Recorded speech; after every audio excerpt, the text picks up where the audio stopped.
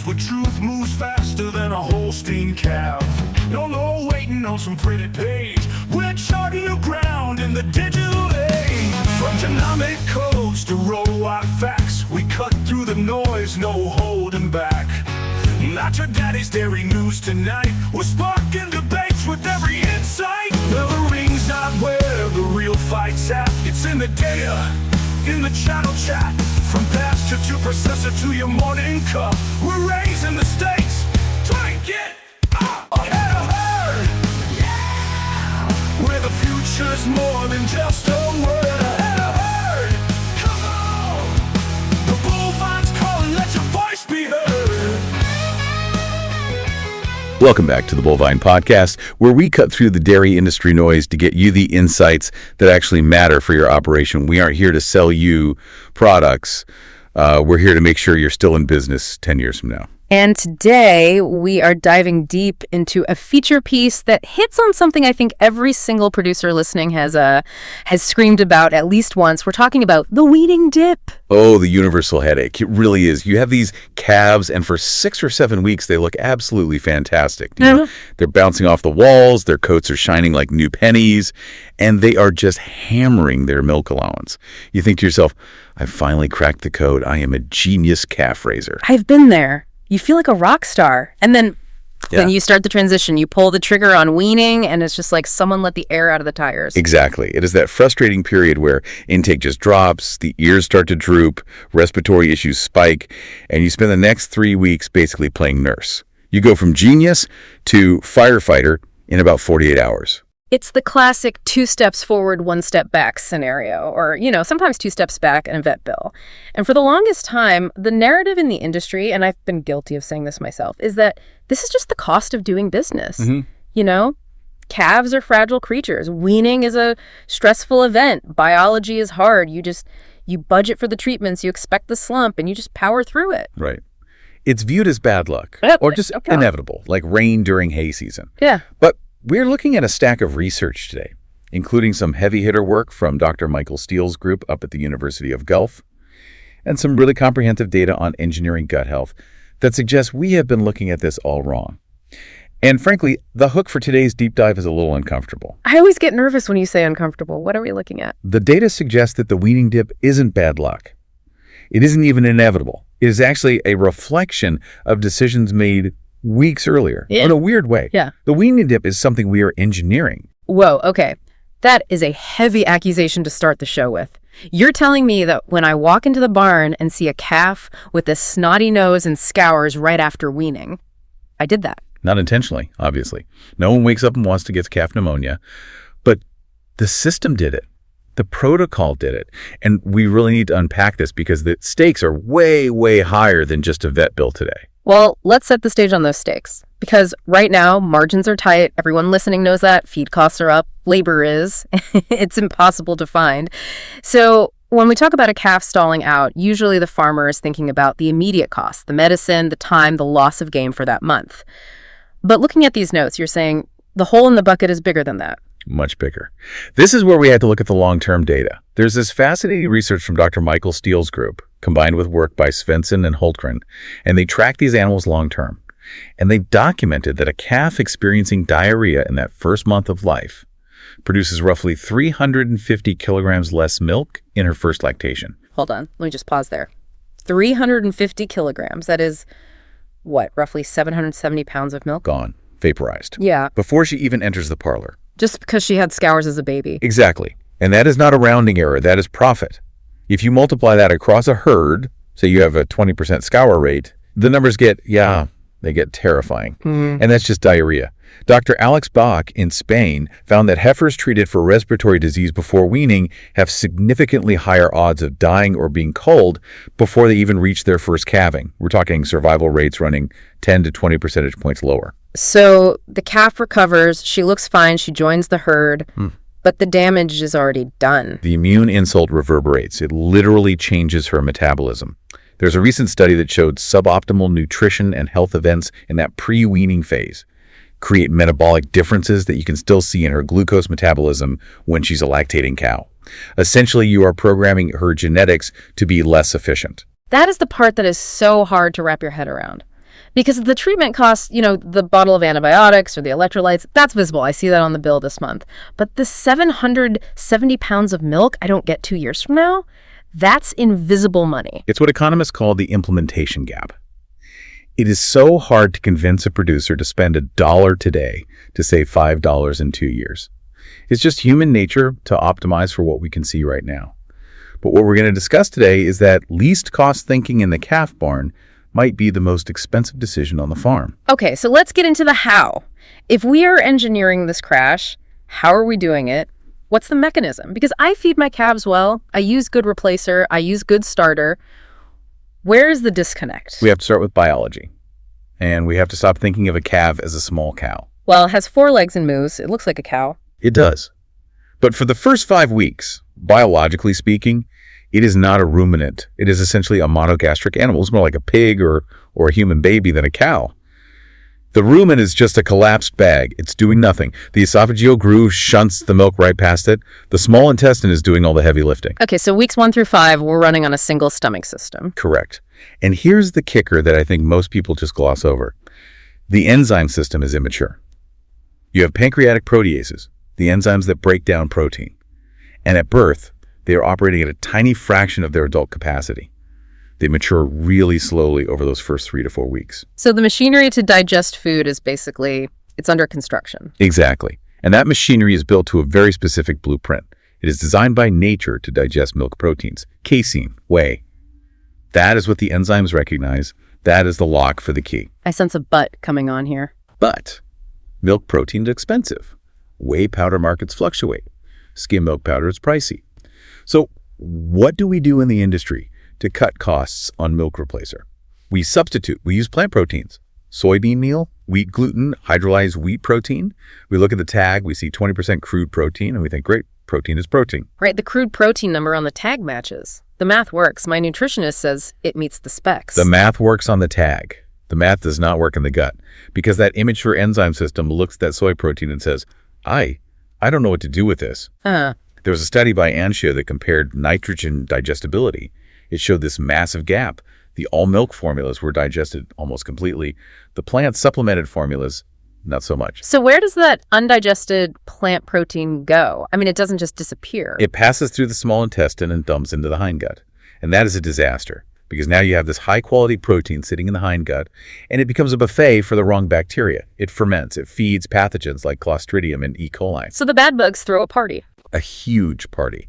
And it's not just the bacteria. Soy protein specifically contains these anti-nutritional factors, glycinin and beta-conglycin. These actually cause an allergic reaction in the gut lining. It flattens the villi. The villi, those are the little finger-like things that absorb nutrients. Yes. They provide the surface area. If you flatten them, you lose absorption capacity. So you save pennies on the replacer by using plant protein, but you trigger gut inflammation, villi blunting, and potentially scours because the system literally couldn't handle the fuel you put in it. That is a classic case of looking at the spreadsheet and missing the biology. We are trying to force a square peg into a round hole because the square peg is 5 cents cheaper. And we pay for it with that 350 kilograms of lost milk later, but we don't connect the dots. We just think, oh, that calf has a sensitive stomach. No, she has a damaged stomach. Okay, so that's the monogastric phase. Don't cheap out on the protein source. Got it.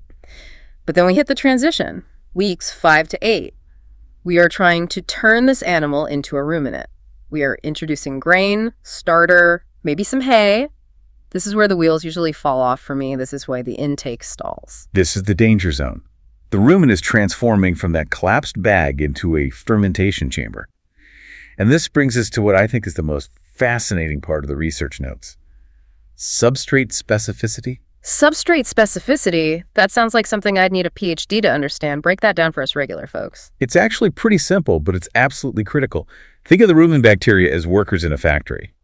But they aren't generalists, they're specialists. Some guys know how to weld, some guys know how to do electrical. In the rumen, some bacteria digest starch, some digest fiber, some digest sugars. Okay, so you have a specialized workforce. Right, and Dr. Phil Cardoso at the University of Illinois has done great work on this. The bacteria have specific enzymatic machinery for specific foods. Now imagine you run a factory that builds cars. You have an assembly line, you have sheet metal guys, you have engine guys. Suddenly, without warning, the supply truck shows up and dumps a load of bicycle parts on the floor. The factory stops. The factory shuts down. Right. The car builders look at the bicycle chains and handlebars and say, we can't use this. You have to fire the car builders and hire bicycle builders. That takes time. In the rumen, that is what happens when we change ingredients.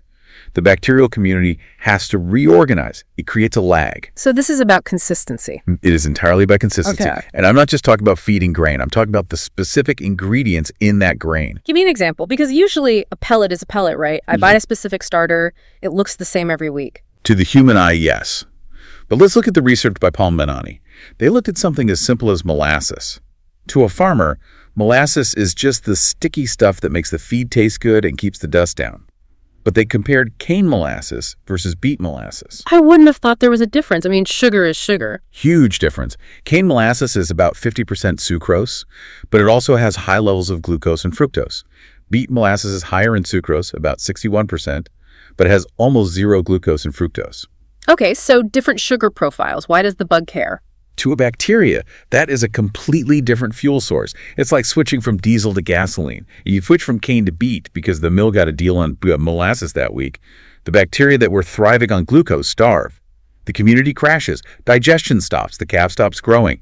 This is the least cost trap. The least cost trap. This is where the feed mill computer says, hey, beet molasses is cheaper this week. Let's swap it out. The tag still says molasses. The protein level is the same. The energy calculation is the same. But the biology inside the calf goes haywire. Exactly.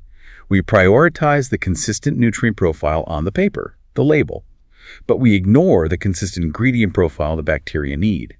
And when that bacterial population is unstable, you get erratic production of volatile fatty acids, or VFAs, specifically butyrate. And butyrate is key, right? It is vital. VFAs are the chemical signal that tells the rumen papillae to grow. So erratic feed equals erratic gut development. You get short papillae, poor absorption, and a calf that just can't handle weaning. So the solution is fixed formulations. Telling the mill, I want this specific recipe and don't change it even if the price of corn gluten moves. Yes, fixed formulations. Yeah. But that comes with a price tag. I was going to say, the mill isn't going to like that. And they are going to charge me for the privilege.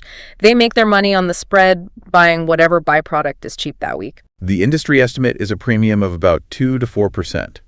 So we are talking maybe $8 to $12 per calf over the rearing period. $12 a calf. If I'm raising 1,000 calves, that's $12,000 straight off the bottom line. That is a real number. That's a new piece of equipment. That's labor. I can hear the listeners right now tightening their wallets. It is. And that is where the debate happens. Is that $12 worth it? If you ask a least cost economist, they might say no.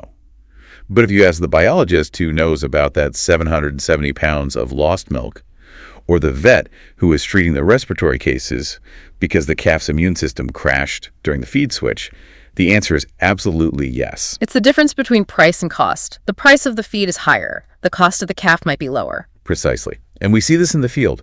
Operations that run fixed formulations generally report much steadier intakes. You don't see those days where the calves just stare at the bucket. They keep eating because the factory never has to shut down to retool. Okay, so we have fixed the ingredients. We're spending the extra $12. We are taking a hit on the wallet for the sake of the gut. Now let's talk about the additives, because everyone loves a good additive. Probiotics are the rage right now. I feel like every salesperson that drives up the lane has a magic powder that fixes everything. Like fairy dust approach. Right. But the source material here points at a huge implementation gap with probiotics. It says we're basically throwing money away. We're doing it lazily. We're treating the calf like a bucket. Just throw the bugs in. But remember the two phases we talked about, the monogastric phase and the ruminant phase. Different environments. Totally different climates. The small intestine, where the milk goes, is microaerobic. It has some oxygen.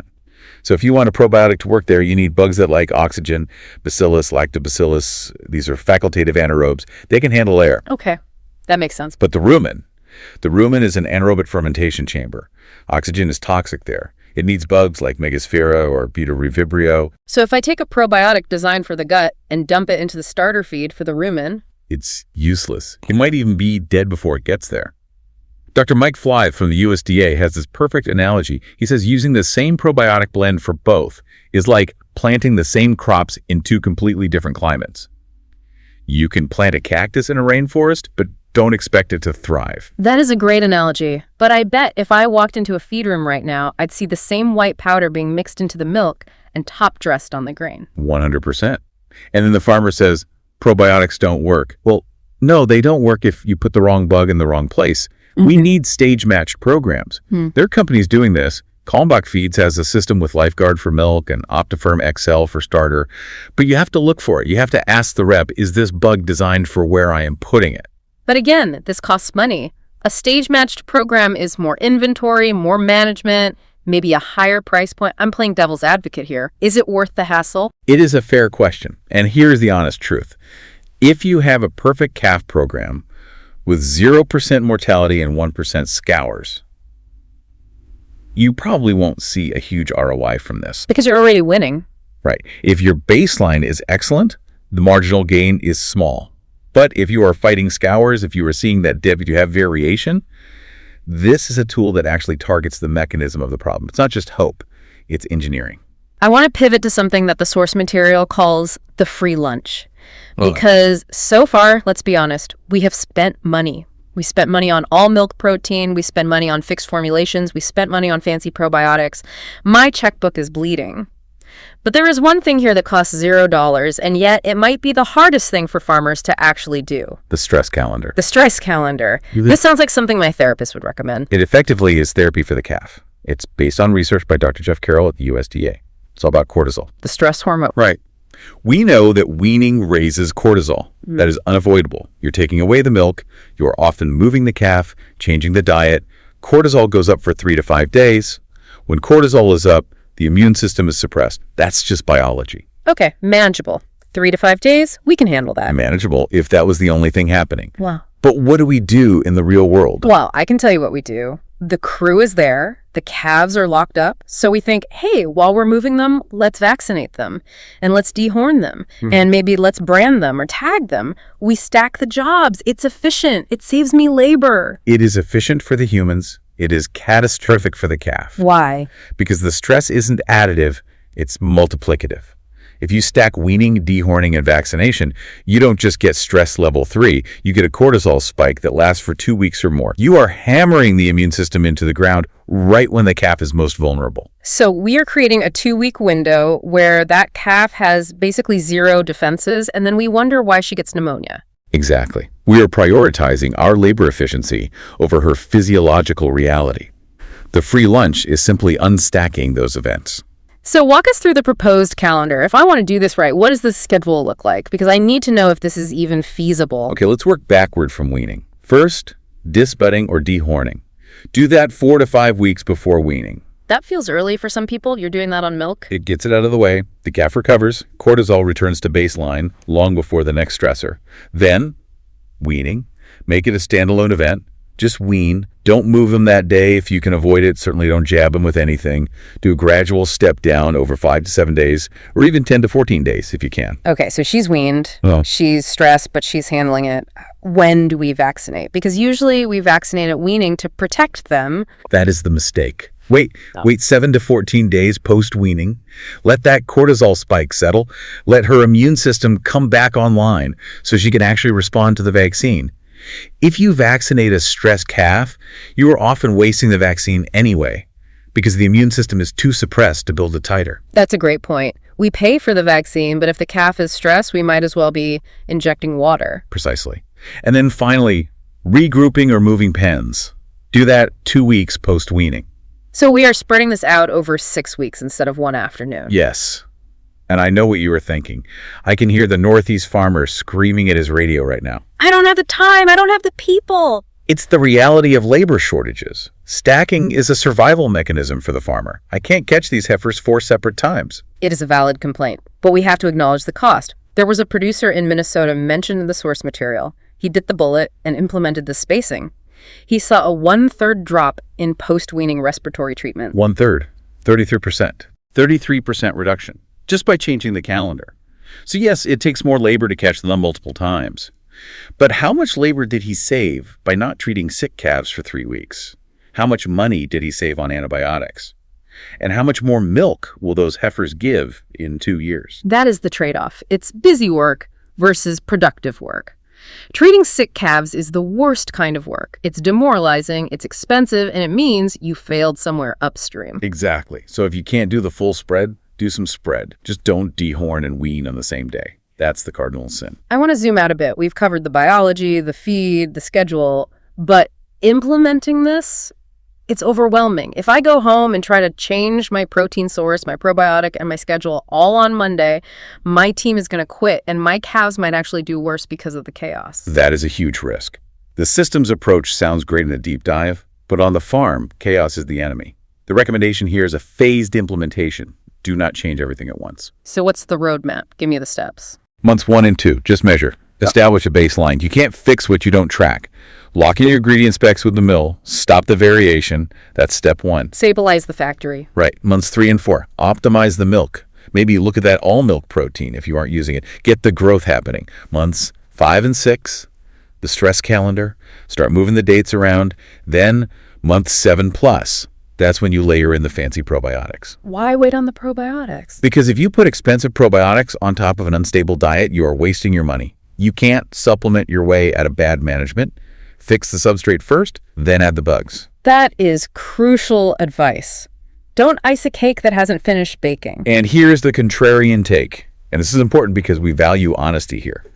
This approach isn't for everyone. Who shouldn't do this? If you are selling calves, if you are selling bull calves or selling weaned heifers, you are not the one capturing that 350 kilograms of milk in 2 years. The next guy is. So purely economically, does it make sense for you to spend $12 extra on feed and extra labor? Probably not. The market doesn't pay you enough premium for a gut-optimized calf. That's the cold, hard truth of the market. Unless you have a buyer who knows the data and pays for it, you're donating that margin to the next guy. Which is rare. Also, if you have bad basics, there's a great quote from Dr. Paul Rapnicki. He says, the fancy stuff doesn't fix the fundamentals.